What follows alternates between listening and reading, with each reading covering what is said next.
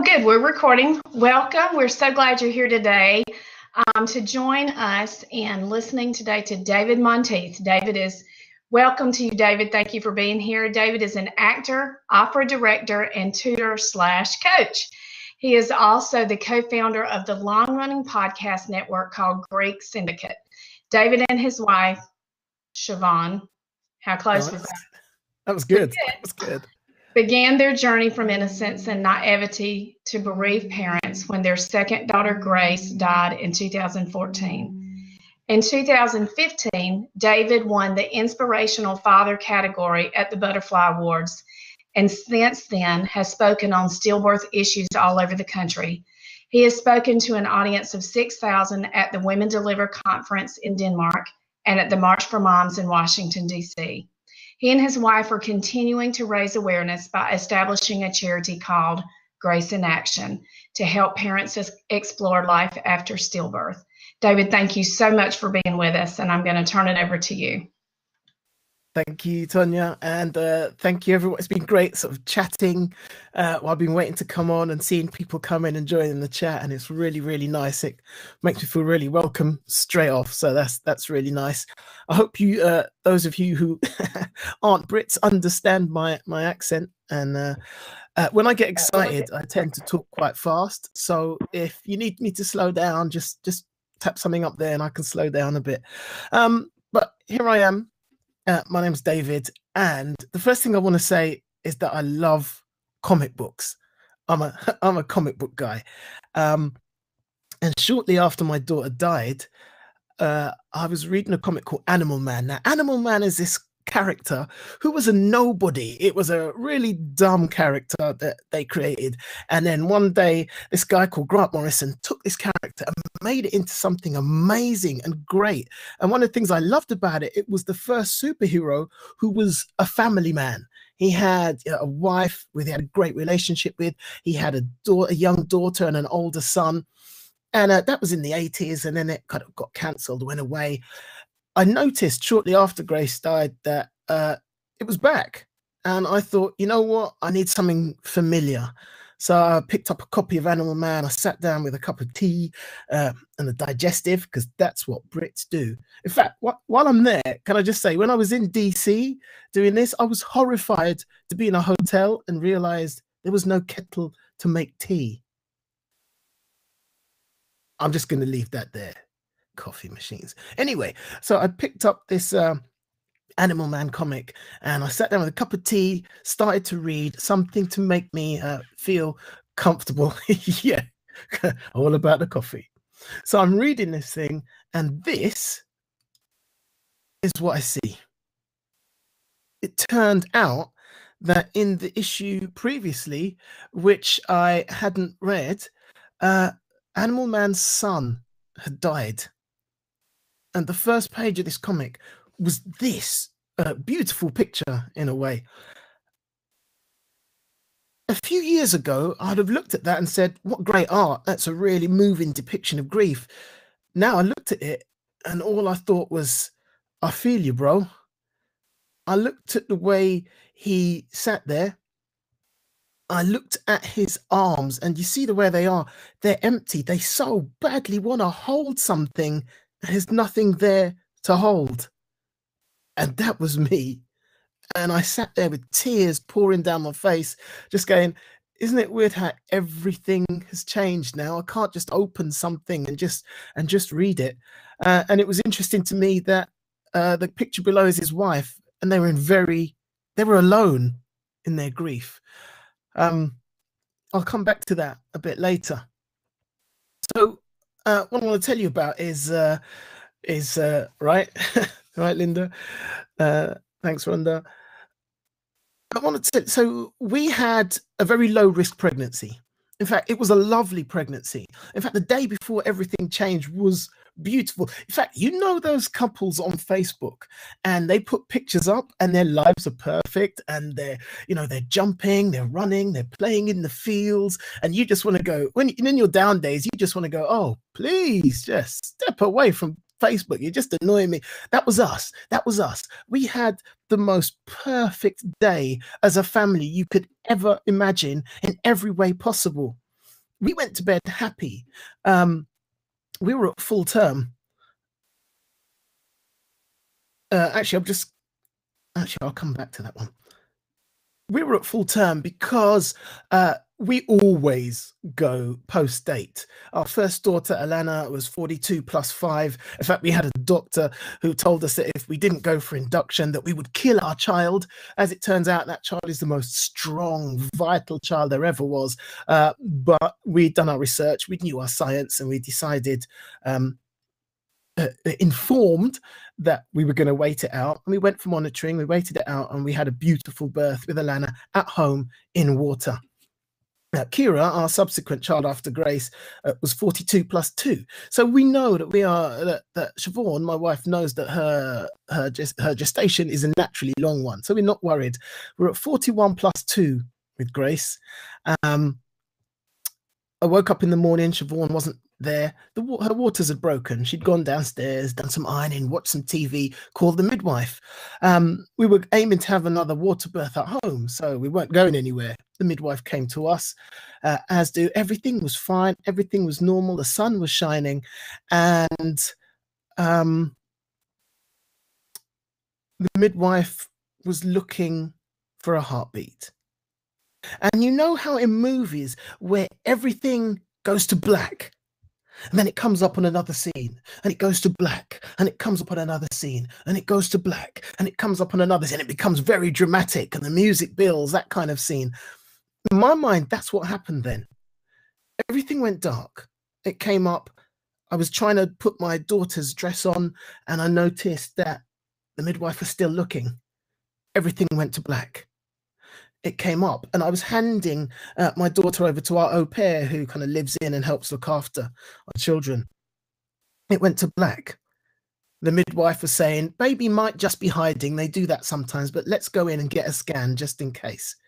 It went to black. We're driving to the hospital. Our hospital is 5 minutes away. It was the longest car journey of my life. Things seem to work out. For life can be hard, but life has a way of working out for me. So I'm never that worried about things. In my head, I'm driving along going, it will be fine. This can't happen to us. It just can't. It's just not possible. And deep down, though, I kind of knew. Yep, that's it. Tonya just said it. Those seconds are so long, and you're just hoping your heart is wrong. But deep down, you know what your heart's telling you. We get to the hospital, we go in for a scan, and the sonographer says those words. And here's something that people need to know, is that before the sonographer has said the words, we know, we can see it on your face. And I knew because when I looked up at the scan for the first time, it was absolutely still. There was no movement of fluid. There was nothing. It was still. I knew at that point. And then she said the words, I'm sorry. And there was no denying it anymore. There was no being hopeful anymore. Bang. Everything had changed. This, what you can see there, it's my daughter's heartbeat. It's one of the last things I have of her, and you can just look at it and you can see that it's beautiful and it's strong, and I'm hoping that you might just be able to hear it.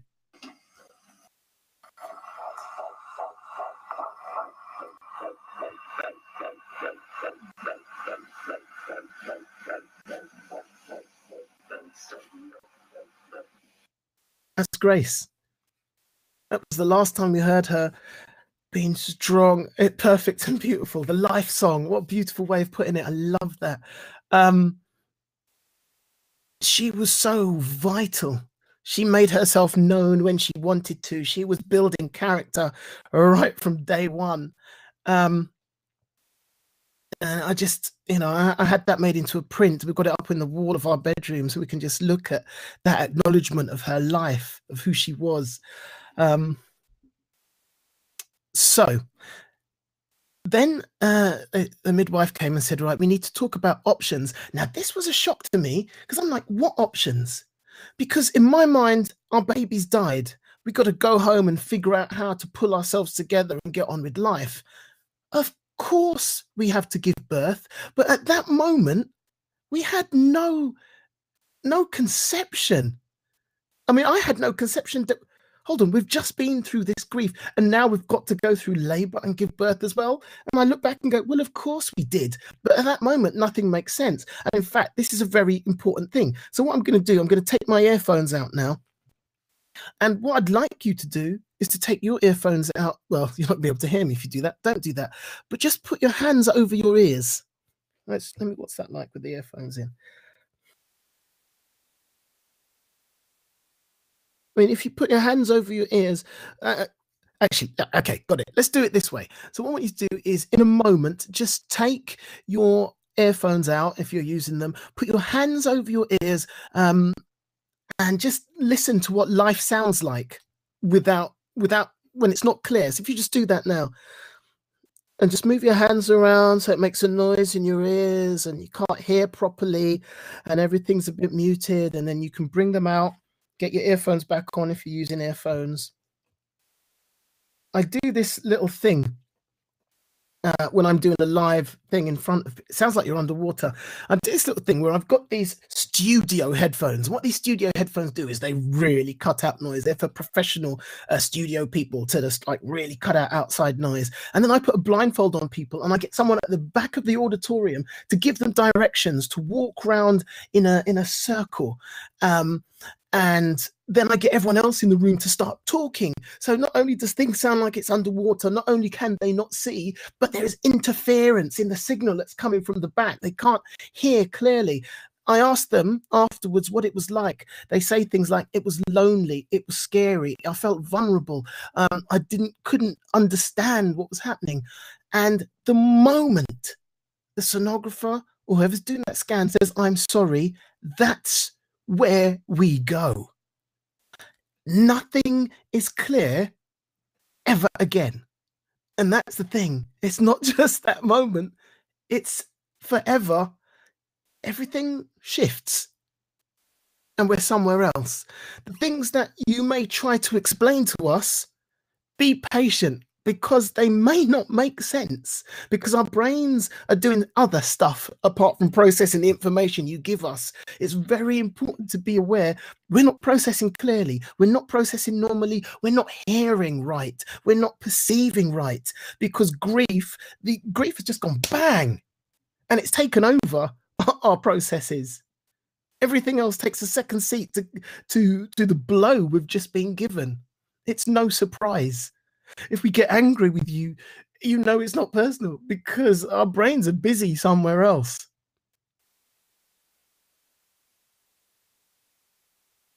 There we go. Never revert to normal. In fact, we call this the new normal. 23 years since your son was stillborn, and you're right, the shifted. How long ago? What was his name, Melanie?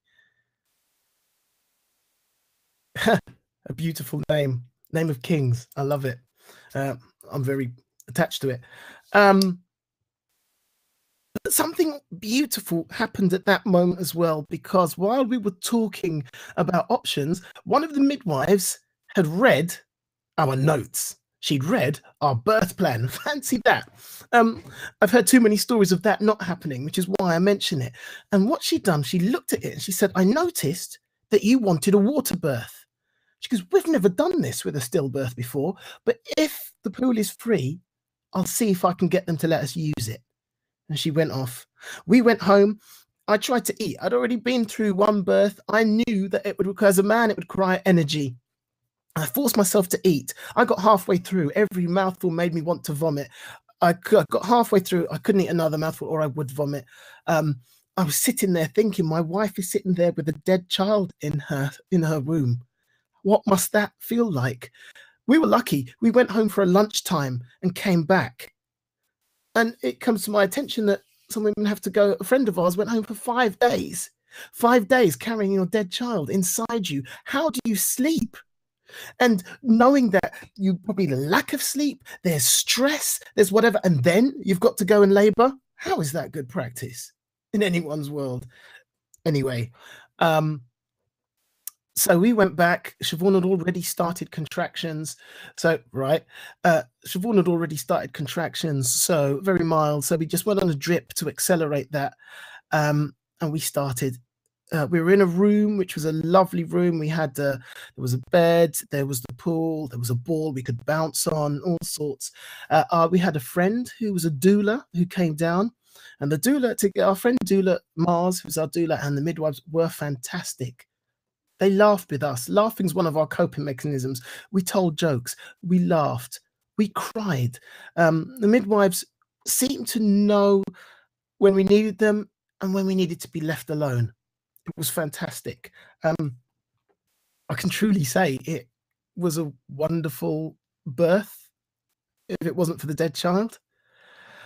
In the middle of that, now I've seen, with Alana, we had a natural birth. So I've seen the difference between a natural birth and induced birth. And I've come away from that thinking, why would you go for an induction if you didn't have to? If you have to, then do it. But if you don't have to, why would you do it? I've seen the difference. Now, in the middle of these contractions, let me tell you about my warrior woman wife. In the middle of these contractions, she looked at me and she said, I know our child is dead, but I intend to bring it into the world with all the grace and dignity it deserves. And that's why her daughter's name is Grace. She said, if it's a girl, that's what she should be called. And then she looked at me and she said, if it's okay with you. Seriously, the world's your oyster, woman. Do you know what I mean? You don't have to ask me for anything. We carried on through this labour, and eventually we gave birth to Grace. It was beautiful. Unbeknownst to me, our doula had taken my phone and taken about 110 pictures. She said, you may not want, afterwards, she said, you may not want these, but if you, and you can delete them if you want to, but if you do want them, they're there. I have pictures of Grace crowning. It's just beautiful. And I'm so grateful for her for these pictures. She gave birth to Grace. I cut the cord. And now this is really important. In a situation in which we have had all normality, all power taken away from us, any semblance of normality and power you can give us back is incredibly important. I cut the cord. The normal thing you do after a birth, the father cutting the cord. That's what I got to do. Then I held my daughter, and she was still warm for her mother, from her mother. And that was an almost cruel trick because she felt warm. For a moment, I thought, she's alive. She's alive. And I looked at her and I said, please open your eyes. Breathe for me. Breathe for me. Open your eyes. And she didn't. I have no idea what my daughter's eyes looked like. And as it sunk in that there was no last minute reprieve, I found the words of this song coming to me, which you may know, and it just seemed to fit. And I started singing it to her. Beautiful dreamer, stay close to me. I sang that song to her.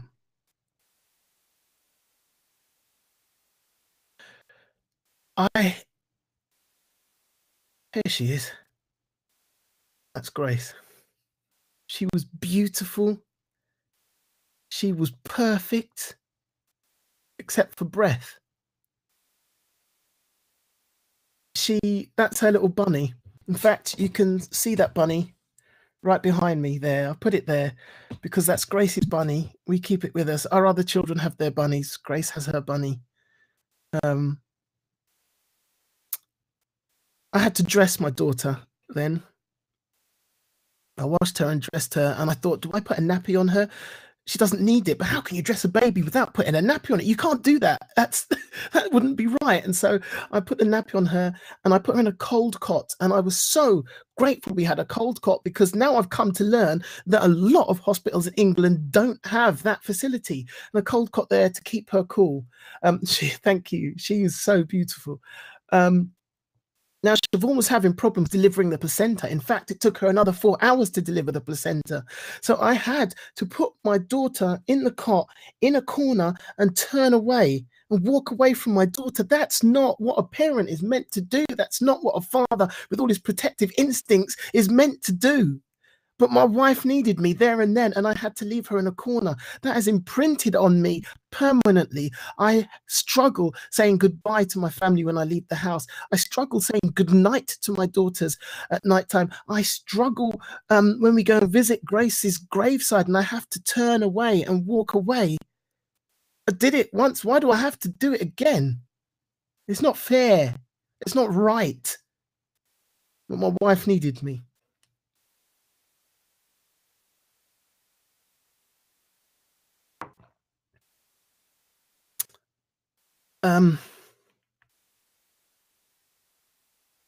This picture is amazing to me, and I sometimes think I don't really need to say anything. I just need to show this picture and walk away because it says everything that I really want to say. We were very, very fortunate in that the hospital we were at had a bereavement suite.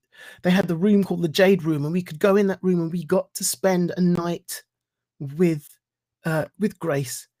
Again, that semblance of normality, going to bed with her next to us in a cot and just waking up with her there and cuddling her again and holding her and feeling her weight. And I missed that weight so much. And we got to do that. What was important to me, I just want to go back a second to the fact that we managed to get a water birth. And it's this, that regardless of whether the child is living or dead, the birth experience is so important that this is the last thing that a woman can do for her dead child, is to give them a great birth experience. And sometimes it's necessary to go through that pain and all the rest of it. And she was given choice.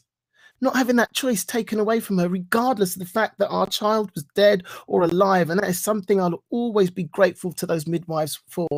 The next day, the midwife on shift came in and she spoke with us and she shared our faith. So we had a prayer with her and she cried with us. Now, this was really important for us to see her humanity right there with us. But she didn't cross that line.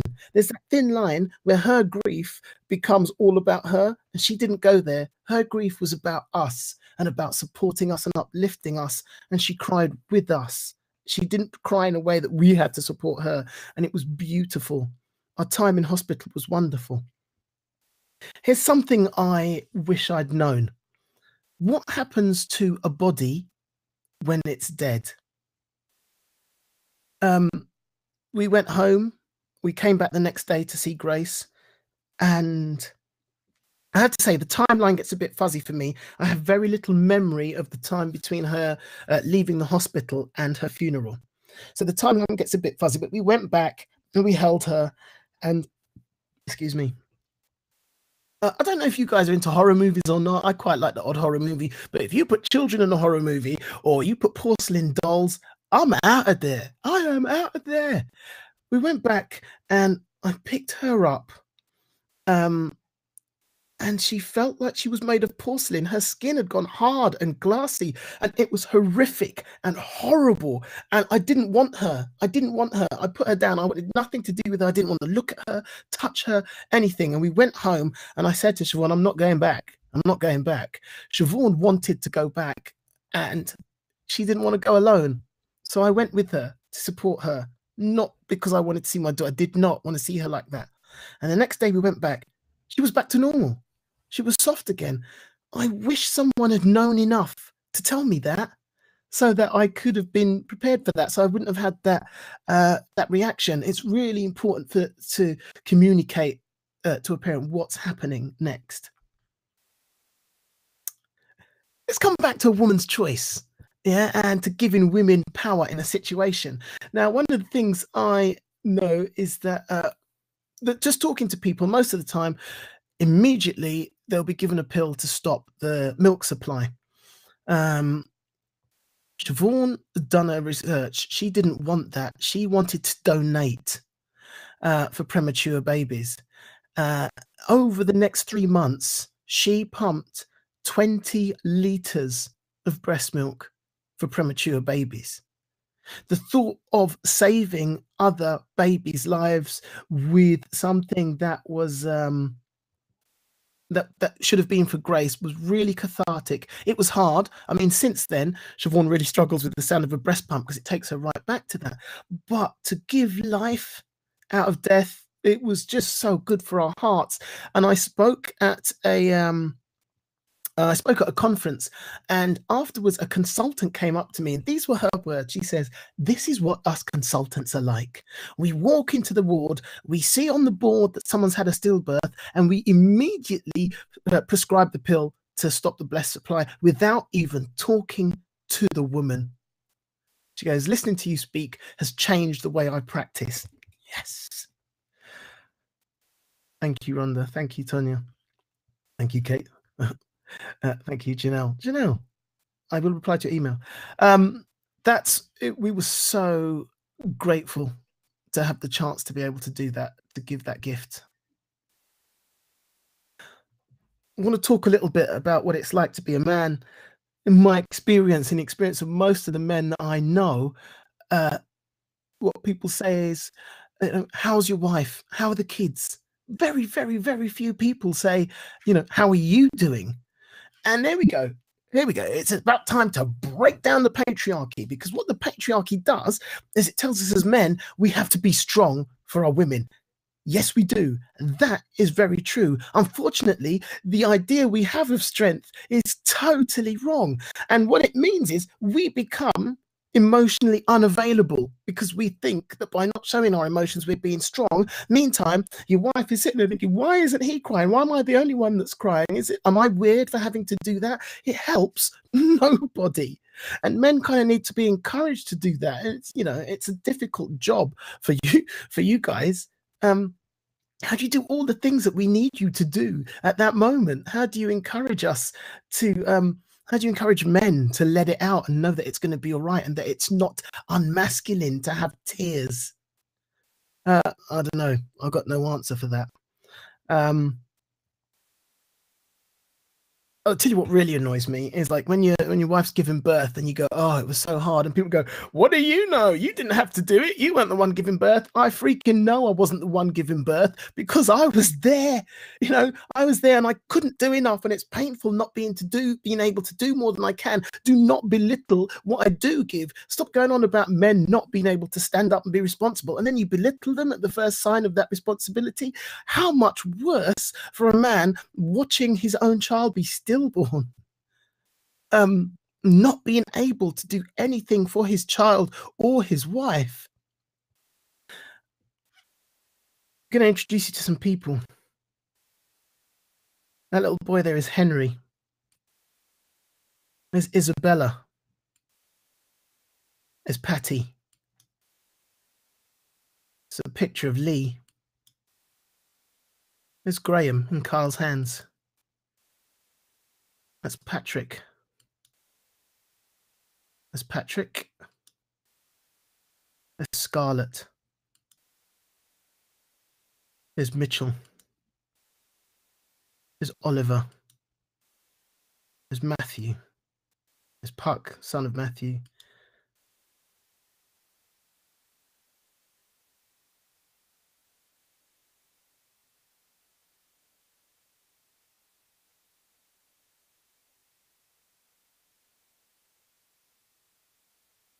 Sorry, my slides seem to have stopped working. This was going to go on. I might try and upload that again, see what's happening.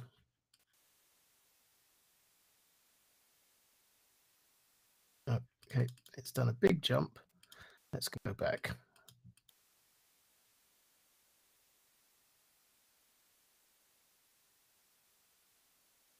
Yep, there's Puck. There's Gus, Charmaine Louise, Jacob.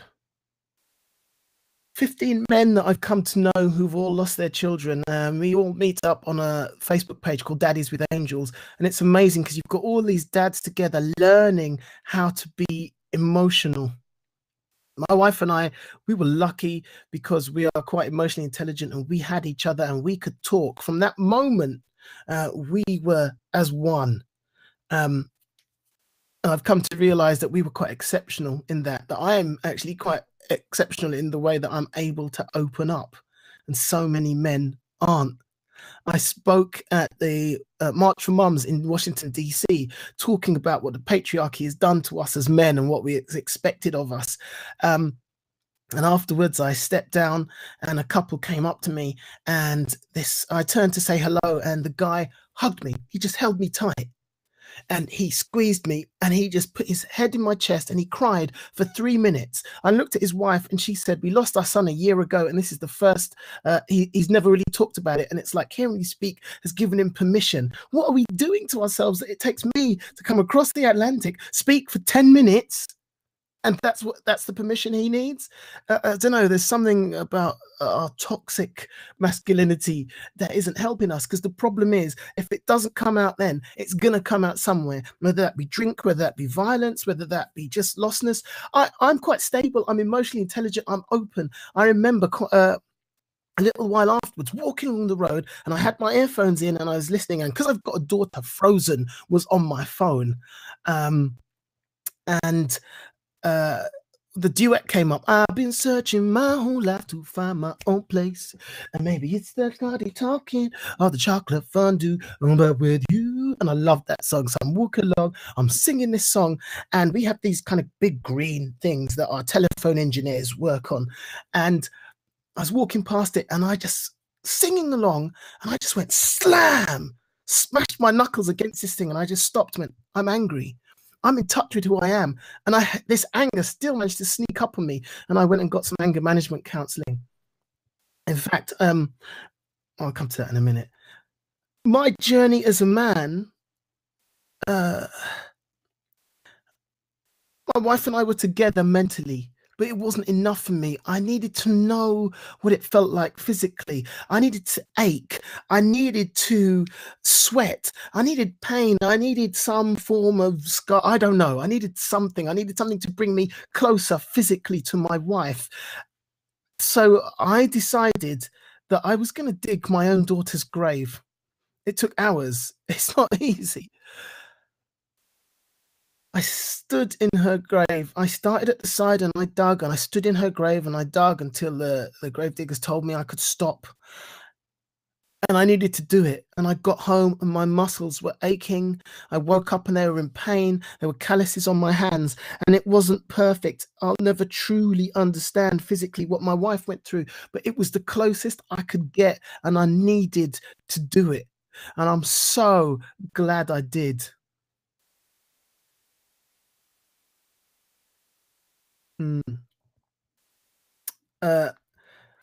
Yeah, I can't go on enough about this need to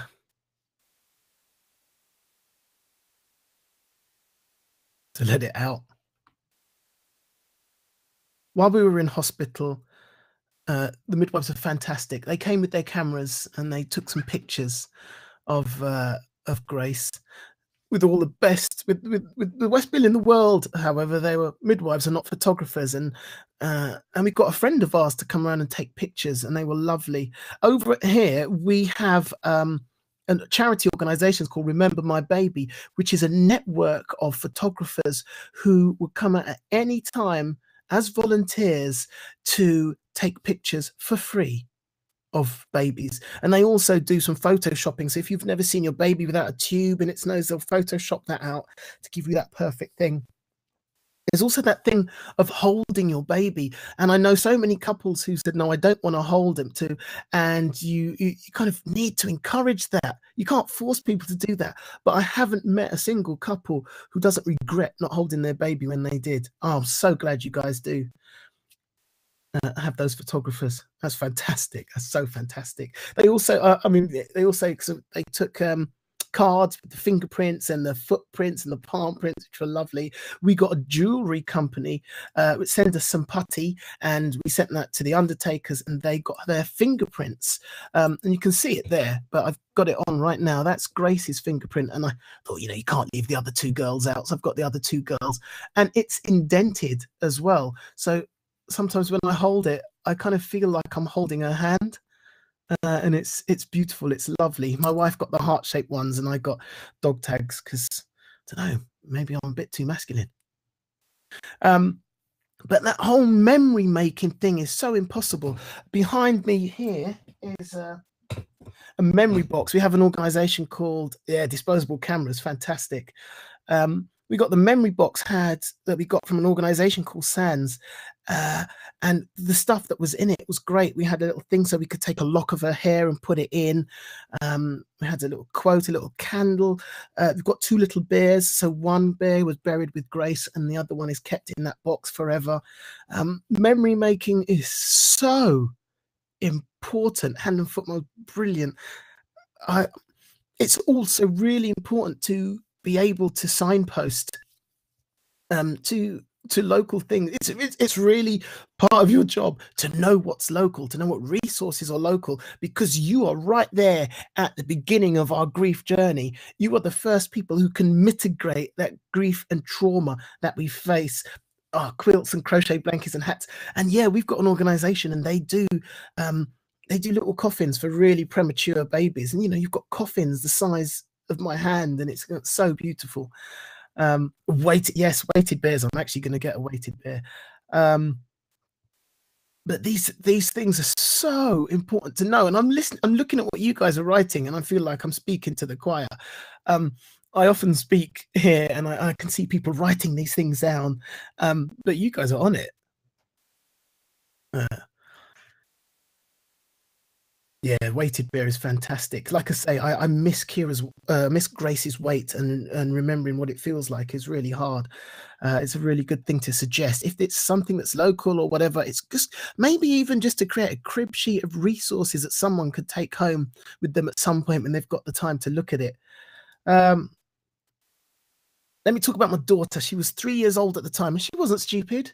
She knew mummy had a baby in her tummy, and that baby was meant to come home. We couldn't hide that from her. I know some people do, and I think that's a mistake. We brought her down to the hospital, and she got to meet her little sister. And she was like, is she sleeping? No, we couldn't say she fell asleep. What horrible connotations would that bring for bedtime, right? So we had to explain that her body wasn't working, and that what made her had gone away. But that we had a little time to say goodbye. And she sat there. She didn't quite understand. How does a 3-year-old get the concept of death when we still struggle with it? This was our best attempt at a family photo. But there we were. And we had to help her through that journey, and we still are.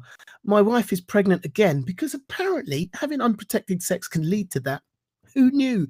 So pregnant again, and there are certain reactions that no, seriously, I'm not doing it again. From now on, it's a cup of tea and digestives. No, I'm not going anywhere. No more funny stuff for me. Done. Sorry, got carried away. Yeah, lovely. It's lovely because you can also bring what's in the tea. But as Jane says, that option is there to bring them home. And once again, it's giving parents choice and power in a point where they feel powerless and lost. Alana was amazing. So my wife and I sang Amazing Grace through the lumps in our throats in the funeral. And I don't know how we did. And anyway, so we buried her in a natural graveyard. And there's no stones or anything. There's just a tree where she is, and native plants. So we can plant. It's beautiful. We were lucky also because Siobhan's stepfather works in an undertaker, so we didn't really have to worry about the funeral stuff. Having to organize stuff like that is just, your brain's not working. I don't know how, anyway, so a few weeks later, we were at the graveside, and Alana put her hands up and she said, Daddy, can you pick me up? So I picked her up, and she said, can you sing the Grace song? And Siobhan and I looked at each other, and we sang Amazing Grace, and she put her head on my shoulder, and she sobbed, and she sobbed, and she sobbed, and she sobbed. And then when we finished, she just wiped her eyes, and she said, can we go and play with Oliver now? It's like the cat-like grief of a child, but she went on, she would have a physical reaction to her grief. She would have these hives that we couldn't explain, but we could. It was grief. And sometimes she's acting out, and now that she falls pregnant again and it's bringing memories up, she's acting out a bit. But it's our job to shepherd her through that journey and to shower her with the love that we can. The upshot of involving her was this. Are you ready? When we were giving birth to Kira, Alana got in the pool with her and she rubbed Siobhan's back every time she had a contraction. It was the midwives, and they were free, they were just like, crying. And when when it got to the real business of it and we got her out, with the promise that she could come straight back in once a new brother or sister was born, she got out, and on her way out the room, she turned around and she said, "Are you sure you're going to be all right in here without me, Mummy?" And we're just like, oh my God, it's just, yeah. So yeah, she's been part of every step of that journey, and it's showing, and it's beautiful, and we're seeing the dividends of that.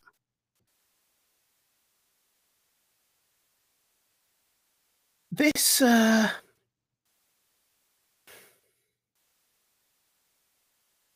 is really important. This is from a comic called The Sandman, written by a guy called Neil Gaiman. And a pretty goth girl on the right she's Death. She's the personification of death. And she's on her rounds. And she's with this guy called Bernie, who thought he was immortal. And he says, let me just embiggen this, if that's a word, embiggen. He says, but I did okay, didn't I? I mean, I got, what, 15,000 years? That's pretty good, isn't it? I lived a pretty long time. Which Death says, you lived what anybody gets, Bernie. You've got a lifetime. No more, no less. You got a lifetime. And the lights go out. What's important about that for me is that you will find that many people who have had a stillbirth, they often say, I didn't get the chance to make memories with my child. I didn't get to know them. No, that is wrong. And people need to know right from the start that their child had a womb life. They had a full womb life. It wasn't the life we wished for them. It wasn't the life that we wanted them to live. But it was a full life. My daughter had almost 10 months in which she got to know my wife's heartbeat, in which she got to know the muted wonder of our voices and to hear our singing, in which she got to see muted shades, in which she got to hear we talk about going to a fairground. She went to a fairground. Do you know, she didn't get to go on rides because pregnant women can't, but she got to go to a fairground. She had habits, she had characters. There were certain times she kicked, and she kicked in certain ways which would get a nerve and Siobhan, and there were patterns. We knew her. We didn't know her in the way we wanted to, the way we hoped to, but she was real and she lived and she had a womb life. And it's important to acknowledge that in as much as we grieve her death, we celebrate the life she did have.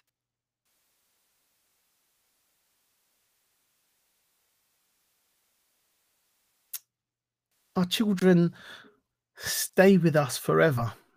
They don't leave us. I remember speaking to a woman who was she was 80, I think, and she said, I was telling her about Grace, and she said, without missing a beat, my Harry would be 41 this week. 40 years later, she knew. I was interviewed on the radio with a friend who's also lost a child, whose son died pretty much an hour before Grace did. And there was a call in afterwards. And what really shocked me about the call in was that people were calling in saying, this happened to me 20 years ago, 30 years ago, 40 years ago. And they remembered. One woman said that she listened to what we were saying, and she had to pull over. She was driving. She had to pull over because of the tears. And she realized that after 20 years, it was time to get help. They never leave us. I spoke in Denmark at a women's conference, and one of the sessions I spoke in for 20 minutes, and a woman came up to me and said, listening to you speak is the most healing I've been allowed to do in 6 years. What? 20 minutes, that's the most healing. We can do all the work we want on prevention, and we need to, but the bereavement that carries on, it amazes me that there are hospitals without bereavement suites. I'm flabbergasted. I'm disgusted that isn't there, because that bereavement will not just cost us as individuals, it will cost the country in terms of time off work, in terms of counselling needed, in terms of all that goes into that. And I think, no offence here, but I'm kind of glad that I lost my daughter in England rather than America because I left that hospital empty-handed. But in America, you leave with a bill. That's beyond my ability to understand. There's this beautiful thing in which someone, I'm jumping about the place now because I'm quite emotional, where there was a charity, a very well-known, famous charity who I won't name in England, and they put, these are the stages of grief, and it was a very nice chart. But then someone had put on it, yeah, but this is what my grief looks like, and it was just all over the place because it goes everywhere. It comes and it goes, and it's like an ocean. Sometimes the tide is out, sometimes it's in like a tsunami, sometimes you can just put your feet in it, and sometimes it's nowhere to be seen, and it's fine. You can't, and it's got to take its own course, and each individual has its own pattern. And you guys stand right at the beginning of that journey, and you can mitigate that for us. And that is no easy task, because the truth is, as a midwife or a doctor or a gynecologist or an obstetrician, wherever you come in this, you will be remembered for one of two things: because you were amazing or because you were rubbish. In your profession, there's no in between. I'm so sorry. And I say this with love in my heart because you are my favorite people, but this is the truth. There's no middle ground. You're good or you're rubbish. And that doesn't mean you can't make mistakes. Life is a learning curve, but you have to love people. And unfortunately, I've met midwives who don't.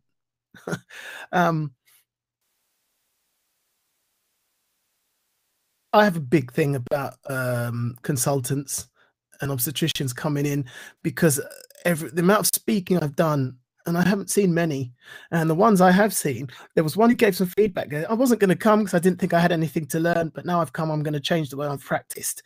And if that is, you know what I'm saying. You know what I'm saying. Yeah. We've got such a long way to go, because in a league table of 49 countries that submitted to this thing, the UK and the USA, a couple of the most high-income countries with developed healthcare systems of a sort, we are not even halfway up that table. What I forgot to say was, when I had all those men up with their children, there was 15 of them, and I had 15 on purpose because by the time I go to bed tonight, another 15 people will have lost their babies in the UK. In the US, that's 65 people will have lost their babies before you go to bed tonight. You guys are averaging at 24,000 a year stillbirths, and it's beyond horrific.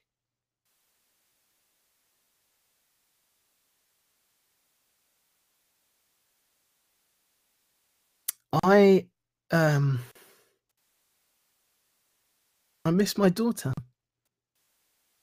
It was 2014, and I still miss my daughter. I think about it every day.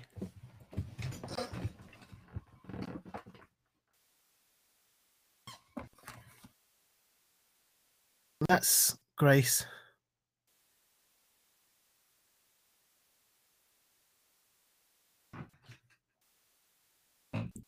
I hope that what I've kind of done, what I like to do is talk about our experience and try and pick out some learning points along the way that I hope will help. I'm going to open it up for questions in a minute, and you can ask any question you like. You can't upset me because I'm already hurting.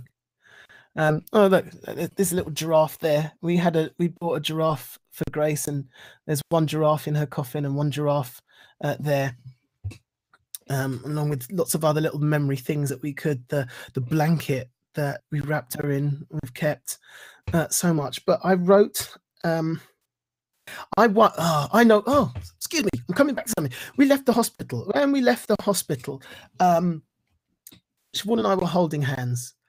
And I found myself looking around, just looking around. And I noticed that Siobhan, independently of me, was doing this as well. She was looking around, and we looked at each other, and Siobhan said to me, "The colours are different." And I went, "You're right. Everything's changed." Everything had changed. And I've been looking at some research about epigenetic change caused by trauma, which basically says that the trauma of stillbirth is enough to change the chemical chromosomal balance of your brain. It wasn't that everything had changed. It was that we had actually fundamentally changed on a genetic level. I really struggled using the word trauma, but at the Butterfly Awards is an award ceremony that we have in England for people who survive stillbirth and the organizations that support them. And in 2015, I won, because I started blogging about it, I won the award for Inspirational Father. While I was at the awards, I went up and I gave my speech and I came down, and afterwards I was just walking around and this guy stood in front of me. And he was cut. Dude was sharp, man. And I kind of looked at him, I was like, yeah, what's happening now? I only get looked up like, you know, if a man looks at me like that, it's usually going to be pretty hostile. But his eyes were red. And without saying a word, he grabbed me and held me really tight, my chest against his chest. Oh, he is cut. This guy's cut, man. I need to hold it in, puff up. Yep, do that. And he stepped back and he said, I'm a soldier. I've been to Iraq and I've held my friends in my arms as they've died. And I couldn't go through what you've been through. And it was that moment I realized this is trauma that we will never recover from. And in a way, we never want to. Our daughter was real and meant so much to us. Let that grief happen. If the tears come, I'm not going to wipe my tears. My tears are evidence of my masculinity rather than anything else. I was invited back to the Butterfly Awards the next year, and they asked me if I would do something, say something. I said, I'm going to write a spoken word piece. And I did. And they said, oh, that's really good. And I went home and thought, what was I thinking? I've never written a spoken word piece in my life, but I'm going to give it to you. Some of you may have heard it. It's online. But for those of you who haven't, I will do that. And then after that, if you've got any questions you want to ask, then please feel free.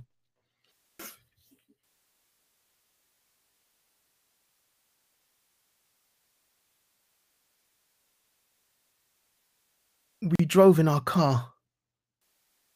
The hospital wasn't far, but my breathing was shallow and labored. In my head, I was hoping we soon would be laughing because my daughter was hopping, trying to avoid the Doppler. Then the lady, she scanned us. And the words she was speaking, which were apparently English, suddenly made sense in my head. I'm sorry, she said. I pause. And I breathe.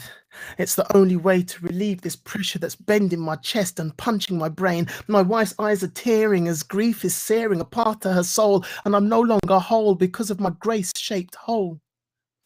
A smile that will never be. Eyes that I'll never see. Friends that will never come round, and you say I have to put her in the ground. Grace. I will say it. That's my daughter's name, and I'll own it and shout it out loud. And I need you to know I have said to my friends that my girl wasn't stillborn, she died.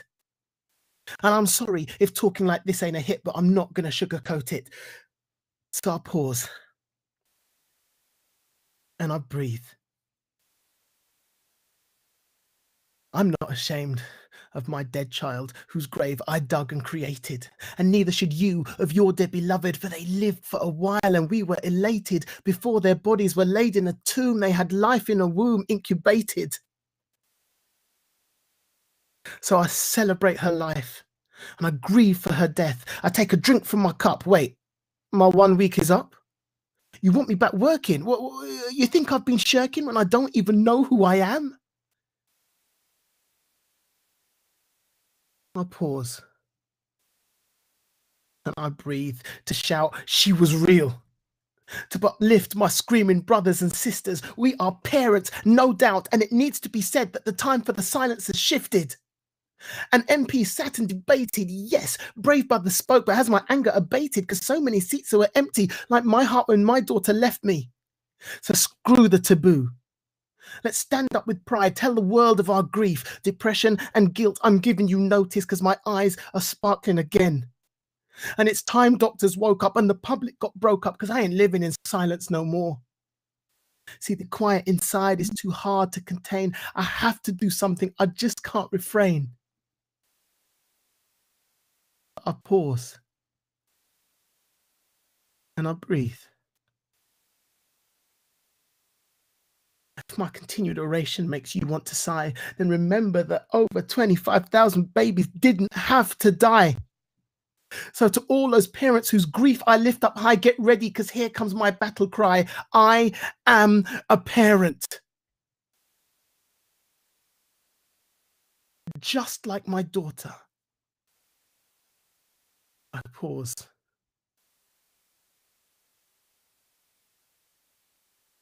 And unlike my daughter, I breathe.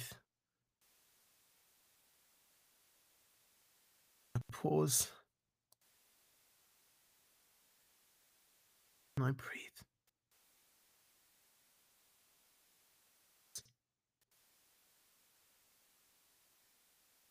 I breathe.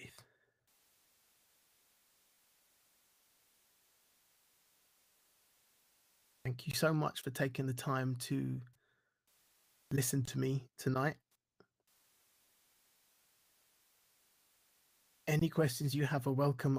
The thing that I get angry about, I didn't tell you how Grace died. When the waters broke, apparently the membranes of the sac wrapped itself around the cord and cut off the blood supply. It was the freakest accident which no one could have done anything about, which is why I get angry when I learn that 50% of these stillbirths could be prevented. It's not right. Any questions you can have are more than welcome. David, thank you so very much. We're going to try to help with any questions here if they come up on if they're being typed in instead of spoken, but if anybody wants to unmute. David, we sing Amazing Grace when we eat dinner at our big house on campus, and I'll never sing it there for dinner again without thinking of your Amazing Grace. Yeah. Someone asked, how can we best share? Oh, there we go. Where is it? I lost it. Someone asked it, how can you best support couples whose babies have died and who are pregnant again? One of the things that's really hard when you're pregnant, so we had a local support group, which we went to, and there was one point when there were about 2 or 3 ladies there who were pregnant again, and the sense of fear was so palpable you could cut it with a knife. And we were driving home and we said, you know what, if we ever get pregnant again, we got to try and live in joy and not in fear. The fear is unavoidable, but we got to try not to live in that. And not realizing that we were pregnant again. So for us, it became a journey to search for the joy. Joy doesn't just come to you. You've got to search for it. You've got to. One of the things that help is continuity of care. If you've got midwives that you already know, I know that resources are tight, so that's not always possible. But the other thing was to avoid being in a waiting room with people waiting, who have never had this trauma before, or to hear people nearby with kids. It's really hard, and I don't know how you do it, but it's about helping us confront the fear. It's always being ready to help. If we want to come in to listen to the heartbeat because the paranoia has taken us, being able to do that is just beautiful. If it can be. We went on to do hypno birthing, if you know what that is, just kind of getting your mind in the right place, finding calm, and that made such a difference. Actually, and just listening to the fears and just being open with risks and not risks and what we can do. We were lucky that we had a very low risk. We were very low risk. So,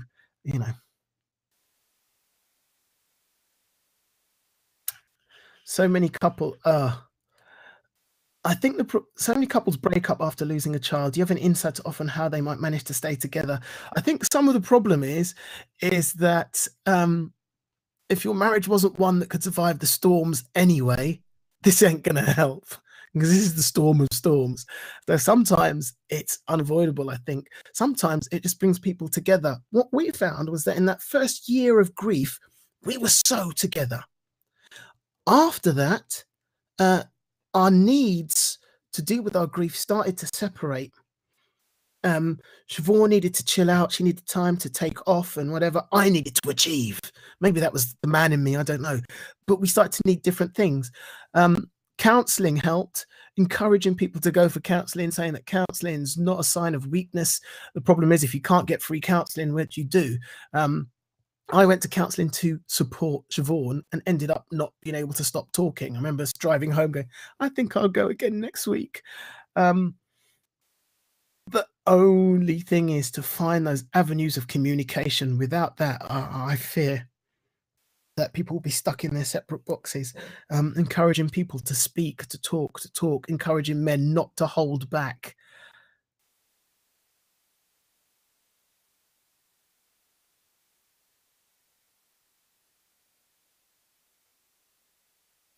Make this bigger so I can see what we've got here.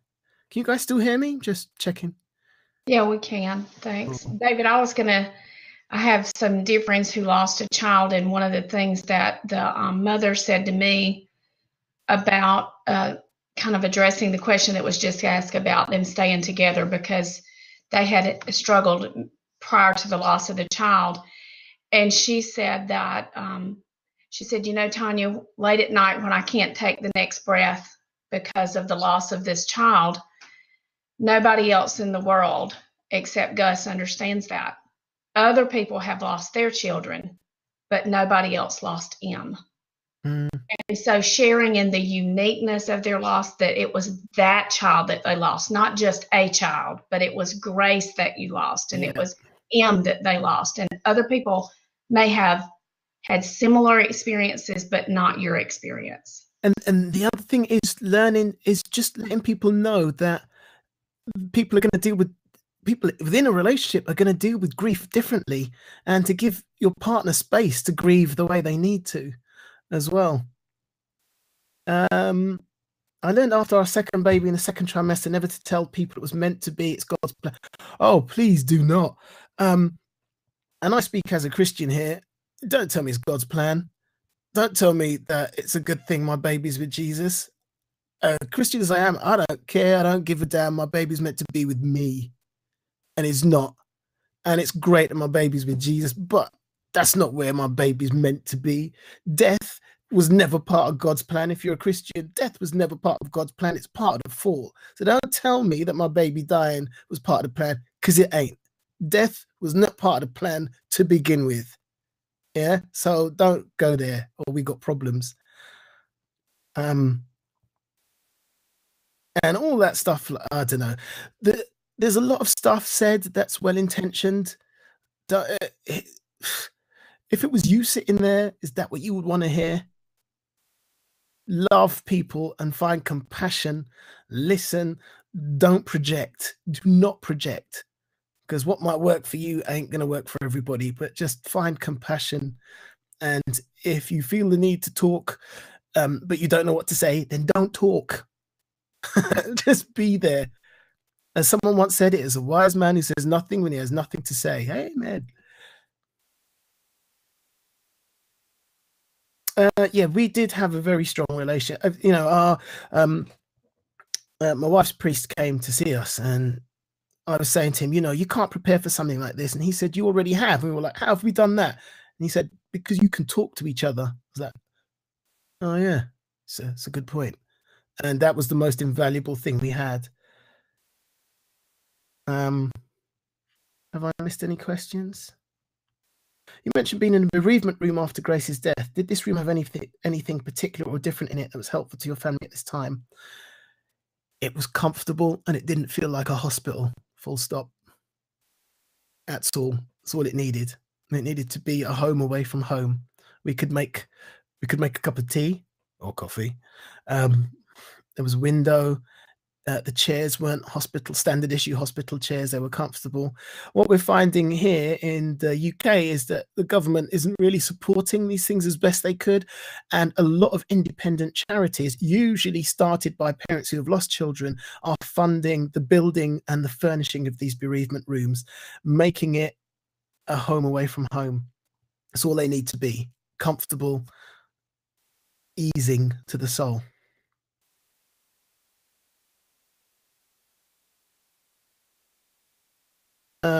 Courtney, I think in the US, many men feel weak if they cry. Not just in the US, Courtney, it's in the UK as well. Especially where I live, men are men. Do you know what I mean? We're men. We don't do that. It's so far to go to get people to realize that. You suggest counseling to people and there's nothing wrong with me, I'm not mad. It's just so sad because it's so. Some people don't need to talk. They find ways to compartmentalize, and that's fine if it works. But a lot of people aren't talking because they don't realize that that's what they do. I think we've got a long way to go, and I don't know how long it will be before that stigma is finally erased. Part of the problem is people don't talk about stillbirth, and there's still that stigma of, oh, it's just one of those things. No, 50% of the time, it's not one of those things. So let's talk about it. And the more we talk, the more we're open, the more we can do something about it. And I'm jumping around now because we're talking about accountability of midwives. When a mistake is made, it has to be owned. And I know that especially in the US, that might be difficult because, of culpability and being sued and so on and so on. But most parents in my position don't want blame. We want people to learn so it doesn't happen again, because every time it happens to someone else, we're right back there again and it breaks our hearts all over again. We want reduction in stillbirth. It comes from communication between hospitals, between trusts, between midwives, between departments, because we don't want our hearts to break again and again and again. I'd love to have nothing to talk about in 10 years' time. Thanks, Rhonda. And I intend to, in front of an audience in front of me, I see people's reactions and that sets me off. And I usually cry quite a bit. And one of my policies now is to refuse to wipe my tears, because I need people, especially men, to see that my tears are normal and part of my masculinity.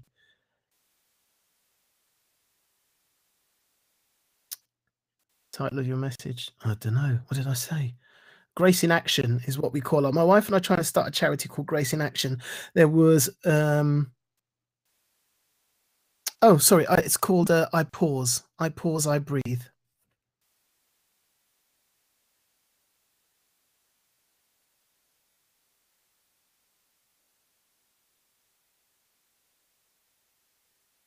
David, I don't think we have the right words to tell you what your time with us has meant this evening. It's been special to many of us in so many ways. I've had private messages coming from people that have different kinds of losses that have connected with this personally as well.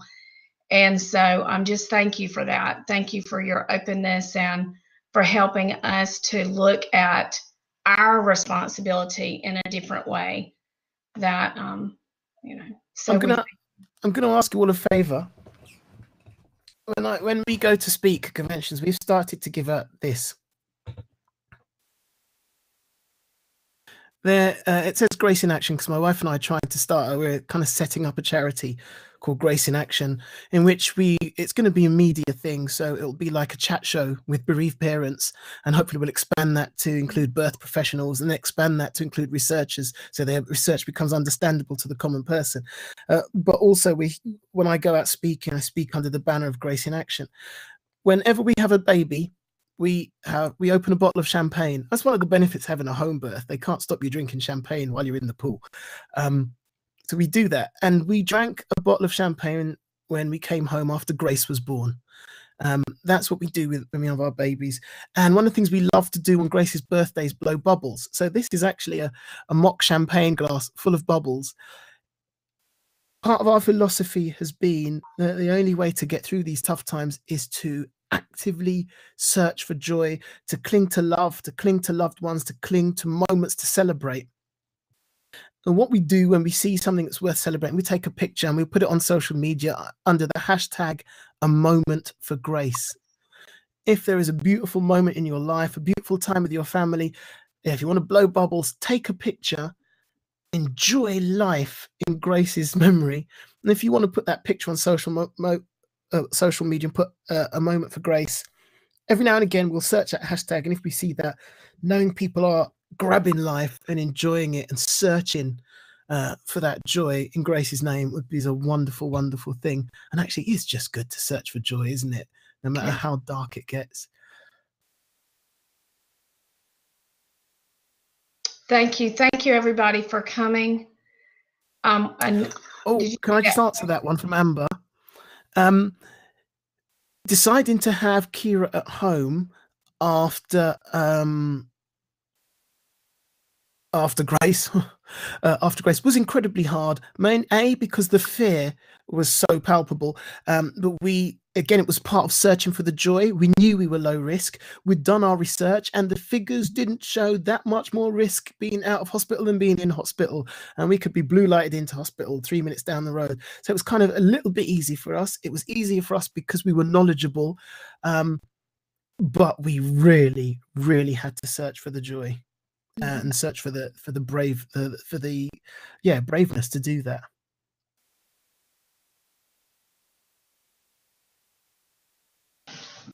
Thank you everybody for coming. David, thank you. It's my pleasure to be here with you tonight, normalizing the conversation. Thank you, Linda. That's what needs to happen. It needs to be normal. Norman, doctors love to scare pregnant women. There's no reason we can't talk about stillbirth if we're going to talk about everything else. But about, there's so much better ways to approach it than,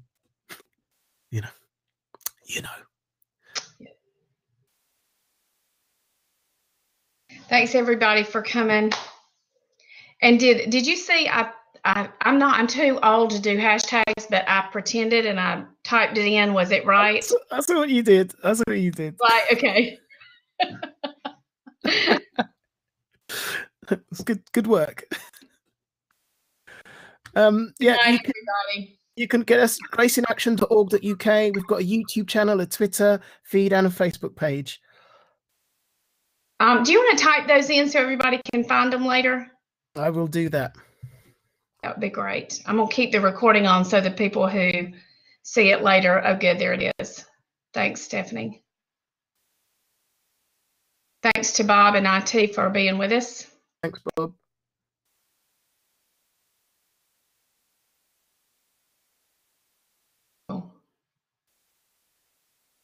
And whatever our YouTube channel is.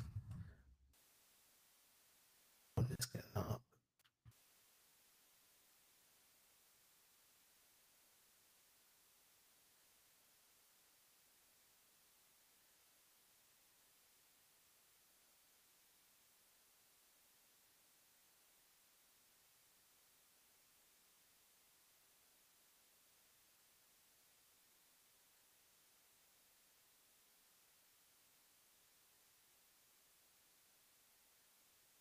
I don't think I stopped